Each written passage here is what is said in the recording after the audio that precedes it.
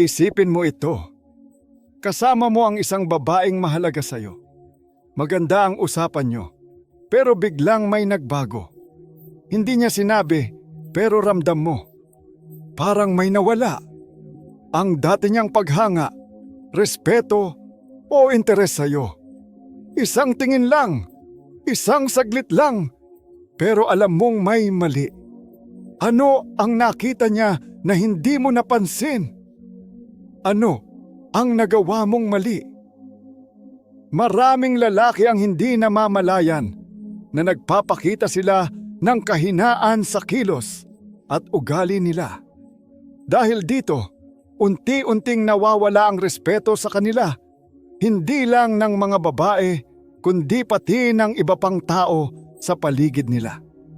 Kapag nakita ng isang babae na mahina ang isang lalaki, hindi dahil sa kakulangan sa pera o lakas, kundi dahil sa paraan niya ng paghawak sa sarili niyang buhay.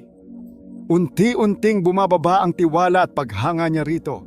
At kapag nangyari iyon, mahirap na itong maibalik. Pero paano kung may paraan para baguhin ito? Paano kung may isang simpleng diskarte para maiwasan ang ganitong sitwasyon? Ang sagot ay hindi sa pagiging mayabang, hindi sa pagyayabang ng yaman, at lalo nang hindi sa paglalaro ng emosyon ng iba. Ang sagot ay nasa isang lumang pilosopiya na sinunod ng pinakamatitibay na lalaki sa kasaysayan, ang Stoicism. Ano ang tunay na kahinaan? Maraming lalaki ang iniisip na ang kahinaan ay tungkol lang sa pagiging mahina ang katawan o walang pera. Iniisip nila na basta malakas o mayaman, hindi na sila mahihina sa paningin ng iba. Pero hindi iyon totoo. Ang tunay na kahinaan ay hindi nakikita sa panlabas na anyo. Ito ay nasa paraan mo ng paghawak sa iyong emosyon, pagdedesisyon at kung paano mo tinitingnan ang sarili mo. Kapag ang isang lalaki ay madaling magalit, matakot, o laging umaasa sa opinyon ng iba, agad itong napapansin bilang kahinaan. Kung wala kang direksyon sa buhay, hindi ka makapagdesisyon at kulang ka sa tiwala sa sarili, mahihirapan kang makuha ang respeto ng iba, lalo na ng isang babae. Hindi ito tungkol sa pera o lakas, kundi sa paninindigan at kakayahang humarap sa mga hamon ng may tapang at kontrol sa sarili. Dito pumapasok ang Stoicism, isang pilosopiyang nagtuturo kung paano maging matatag sa anumang sitwasyon. Hindi ibig sabihin nito na wala kang emosyon o hindi ka nasasaktan. Sa halip, tinutulungan ka nitong tanggapin ang mga bagay na hindi mo kayang baguhin at ituon ang iyong enerhiya sa mga bagay na kaya mong kontrolin, ang iyong sarili.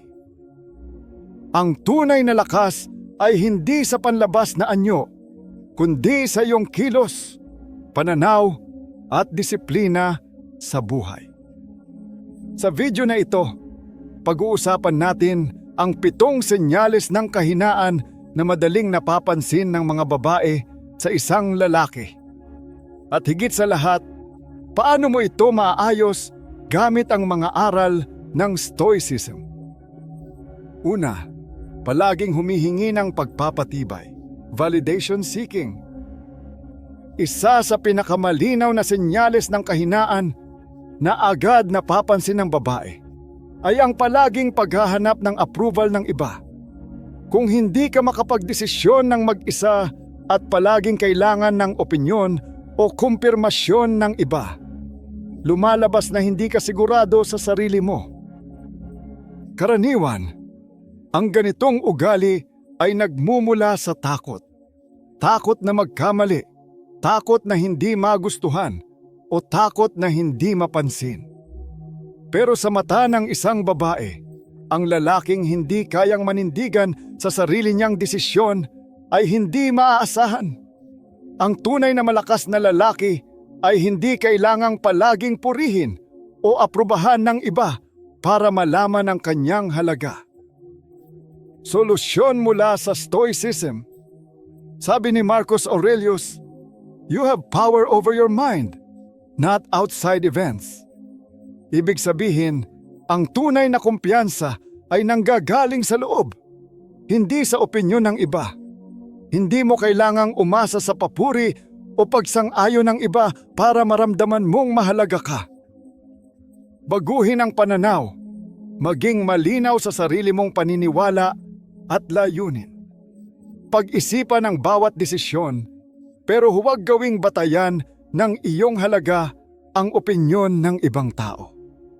Kung alam mong tama ang ginagawa mo, manindigan ka rito kahit walang sumasang-ayon sa iyo. Sa huli, ang kumpiyansa ay hindi mo makukuha sa iba. Kailangan mo itong buuin sa pamamagitan ng paninindigan sa sarili mong prinsipyo at paniniwala. Pangalawa, takot sa pagtatalo o pagtutol, avoiding conflict. Maraming lalaki ang umiiwas sa anumang uri ng pagtatalo o hindi pagkakaintindihan. Para sa kanila, mas mabuti nang manahimik kaysa makipag-usap sa isang mahirap na sitwasyon. Iniisip nila na ang pag-iwas sa diskusyon ay paraan para maiwasan ang gulo. Pero sa mata ng isang babae, ito ay senyales ng kahinaan. Kapag hindi mo kayang harapin ang mahahalagang pag-uusap, tulad ng paglilinaw sa hindi pagkakaunawaan, pag-aayos ng problema, o pagpapahayag ng iyong opinyon, ipinapakita mo na kulang ka sa kumpiyansa sa sarili. Ang mga babae ay mas nirerespeto ang mga lalaking marunong humarap sa problema ng may tapang kaysa sa mga palaging umiiwas sa mahahalagang usapan. Solusyon mula sa Stoicism. Itinuturo ng Stoicism na ang conflict ay hindi dapat katakutan. Sa halip, ito ay isang pagkakataon para matuto at lumakas. Ang isang Stoic ay hindi madaling matakot o mainis sa hindi pagkakaunawaan. Ginagamit niya ito para mas maunawaan ang sitwasyon at mapaunlad ang sarili. Sa halip na takbuhan ng problema, harapin ito ng may linaw ng isip, disiplina at kontrol sa emosyon. Baguhin ang pananaw.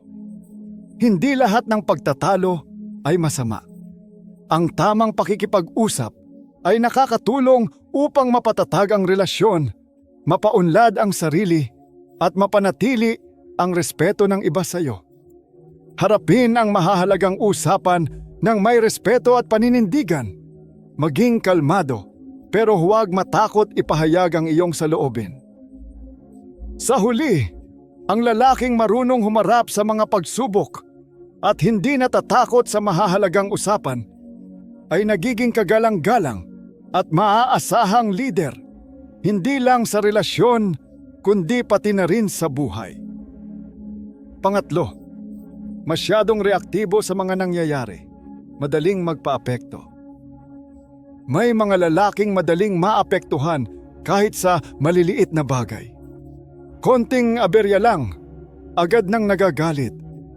May nasabi lang ang iba na hindi nila gusto, biglang naapektuhan o nasasaktan. Kapag ganito ka, ipinapakita mong wala kang kontrol sa emosyon mo. Isang bagay na agad napapansin ng mga babae bilang senyales ng kahinaan.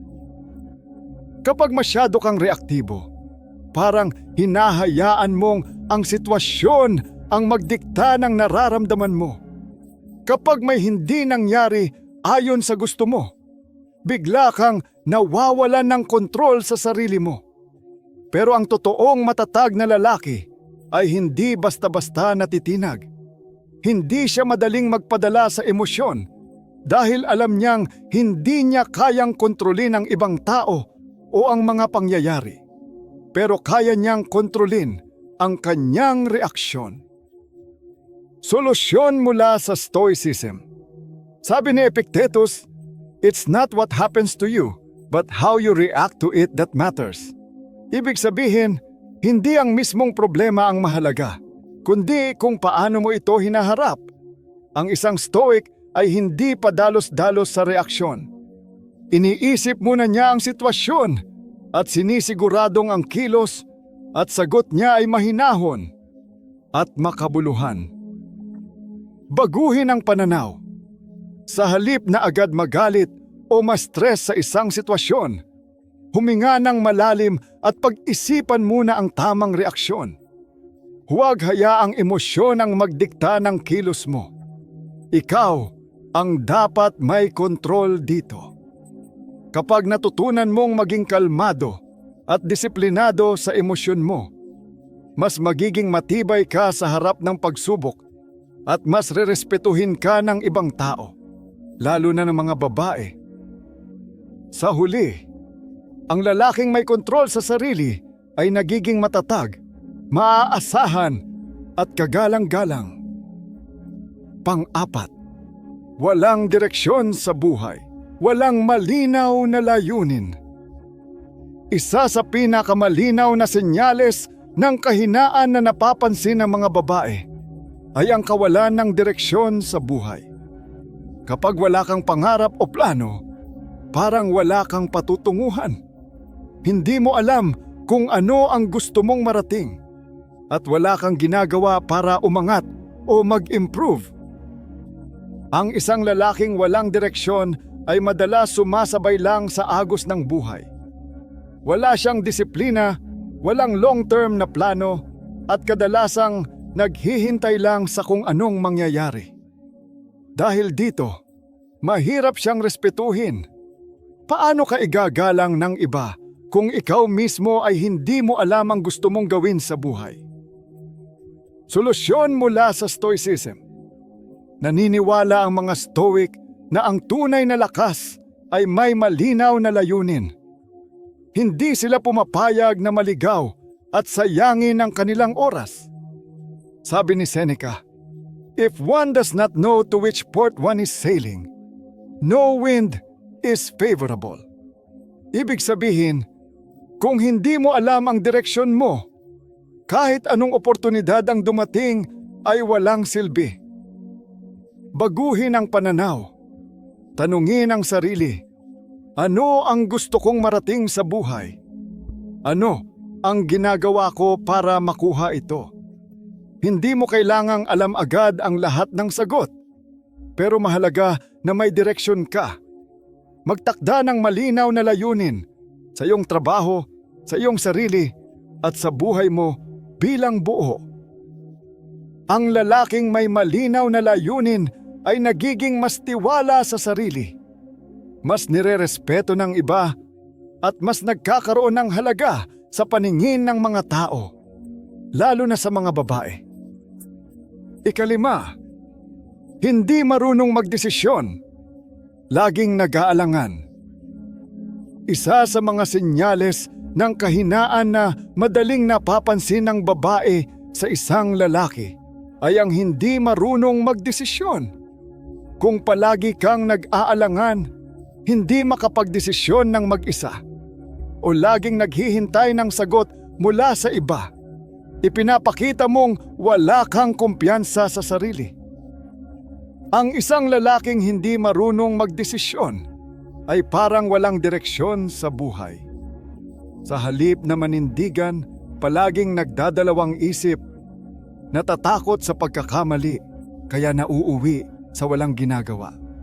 Para sa isang babae, ito ay senyales ng kahinaan dahil ang isang tunay na malakas na lalaki ay may tapang at paninindigan sa kanyang mga desisyon. Solusyon mula sa Stoicism. Sabi ng Stoicism, mas mabuting magkamali kaysa hindi kumilos. Hindi mo laging makokontrol ang resulta ng iyong desisyon, pero mas mabuting sumubok kaysa manatiling nakatigil. Ayon kay Seneca, it is not because things are difficult that we do not dare, but because we do not dare that they are difficult. Ibig sabihin, hindi mahirap ang isang bagay dahil imposible ito. Nagiging mahirap lang dahil natatakot tayong subukan. Baguhin ang pananaw. Kapag may kailangang pagdesisyonan, huwag hayaang takot ang umiral. Gumamit ng lohika at huwag matakot magkamali. Ang maling desisyon ay pwedeng itama, pero ang hindi pagkilos ay walang mararating. Ang lalaking may tapang sa pagpapasya ay nagiging mas karespeto at maaasahan, hindi lang sa paningin ng babae kundi pati ng ibang tao sa paligid niya. Pang-anim, masyadong mabait na wala ng hangganan, palaging sumasang-ayon kahit naaagrabyado. Maraming lalaki ang iniisip na ang pagiging sobrang bait ay laging tama. Akala nila na kung palagi silang nagpapasensya, nagpapakumbaba at nagbibigay, mas magugustuhan sila ng iba, lalo na ng mga babae. Pero ang totoo, kung palagi mong inuuna ang iba kahit ikaw na ang naaagrabyado, ipinapakita mo na wala kang paninindigan. Ang isang lalaking hindi marunong magtakda ng hangganan ay madaling samantalahin ng ibang tao. Kung palagi kang pumapayag kahit hindi mo gusto, kung hindi mo kayang tumanggi kahit alam mong hindi ito makakabuti sa'yo, o kung hinahayaan mong hindi ka igalang ng iba, lumalabas na mahina ka. Hindi mo makukuha ang respeto ng iba kung hindi mo ipinapakita na kaya mong ipaglaban ang sarili mo. Solusyon mula sa Stoicism. Ayon sa Stoicism, ang tunay na kabaitan ay may kasamang paninindigan. Hindi ibig sabihin ng pagiging mabait ay lagi kang nagpapatalo. Ang isang stoic ay mabuti at makatarungan pero alam niya kung kailan dapat lumaban. Hindi siya natatakot magtakda ng hangganan dahil alam niyang hindi lahat ng tao ay may mabuting intensyon at hindi lahat ng sitwasyon ay dapat pagbigyan. Baguhin ang pananaw. Matutong magsabi ng hindi kung kinakailangan. Huwag matakot ipahayag ang iyong saloobin at ipaglaban ang sarili mong kapakanan.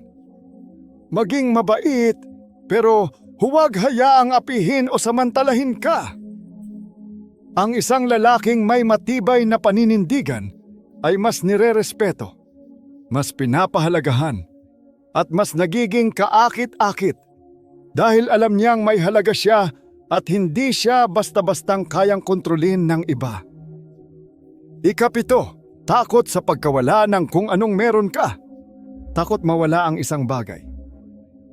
Maraming lalaki ang nabubuhay sa takot na may mawala sa kanila, relasyon, trabaho, o reputasyon. Dahil dito, nagiging sobrang maingat sila. Natatakot gumawa ng matitibay na desisyon at minsan ay hinahayaan nilang lokohin sila dahil lang ayaw nilang may mawala sa kanila. Pero ang totoo, ang sobrang takot na ito ay senyales ng kahinaan.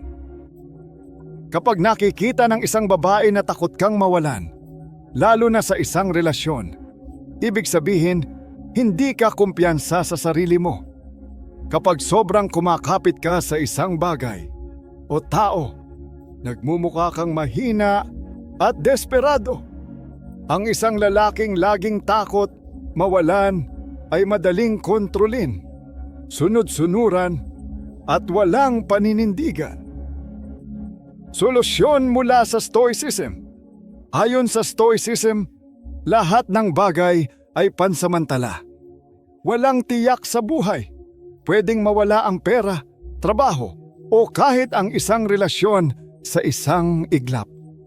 Sabi ni Epictetus, "Wealth consists not in having great possessions, but in having few wants." Ibig sabihin, ang tunay na yaman ay hindi nasusukat sa kung anong pag-aari mo, kundi sa kakayahan mong mabuhay nang hindi nakadepende sa mga ito. Baguhin ang pananaw. Huwag mong sayangin ang oras at lakas mo sa pag-aalala sa mga bagay na wala kang kontrol. Sa halip, ituon ang atensyon mo sa kaya mong baguhin. Ang iyong isip, kilos at ugali. Matutong tanggapin na may mga bagay talagang mawawala, pero hindi ito dapat maging hadlang para maging mas matatag ka. Ang lalaking hindi takot mawalan ay mas tiwala sa sarili, mas malaya at mas nirerespeto. Dahil alam niya na hindi ang panlabas na bagay ang nagbibigay ng tunay na halaga sa kanya, kundi ang kanyang prinsipyo at paninindigan. Ngayon, alam mo na ang 7 senyales ng kahinaan na madaling napapansin ng mga babae sa isang lalaki. At higit sa lahat, kung paano mo ito maaayos gamit ang mga aral ng Stoicism. Una, huwag umasa sa approval ng iba. Ang tunay na kumpiyansa ay nanggagaling sa loob, hindi sa opinyon ng iba. Pangalawa, harapin ang conflict ng may tapang. Ang pag-iwas sa problema ay hindi solusyon. Ang respeto ay nakukuha sa pagiging matatag at sa tamang pakikitungo sa sitwasyon. Pangatlo, maging kalmado at huwag madaling mag-react. Ang kontrol sa emosyon ay tanda ng tunay na lakas. Hindi lahat ng bagay ay dapat agad pagtuunan ng matinding reaksyon. Pang-apat, magkaroon ng malinaw na layunin sa buhay. Ang taong walang direksyon ay parang bangkang palutang-lutang. Alamin ang gusto mong marating at kumilos para makamit ito. Ikalima, matutong magdesisyon. Ang takot sa pagkakamali ay humahadlang sa pag-unlad. Mas mabuting magkamali kaysa manatiling walang ginagawa. Ika-6, maglagay ng hangganan. Ang pagiging mabait ay hindi ibig sabihin ay lagi kang susunod sa gusto ng iba. Matutong magsabi ng hindi at ipaglaban ang sarili. Ika-7, bitawan ang takot sa pagkawala. Huwag matakot mawalan ng isang bagay. Ang tunay na malakas na lalaki ay hindi nakadepende sa mga panlabas na bagay para sa kanyang halaga. Ang kahinaan ay hindi dahil sa kung anong wala ka, kundi sa kung paano mo hinaharap ang mga pagsubok sa buhay. Ang tunay na lakas ay hindi nakikita sa kayamanan, posisyon, o pisikal na anyo. Ang tunay na malakas na lalaki ay may tamang pag-iisip, paninindigan, at kontrol sa sarili. Ang Stoicism ay hindi lang ideya, kundi isang disiplina na makakatulong sa iyo na maging mas matibay, mas tiwala sa sarili, at mas kagalang-galang na tao. Kung gusto mong matutunan pa ang tungkol sa Stoicism at kung paano ito makakatulong sa iyong buhay, i-subscribe mo na ang channel na ito. Sama-sama nating palakasin ang ating isip at pagkatao.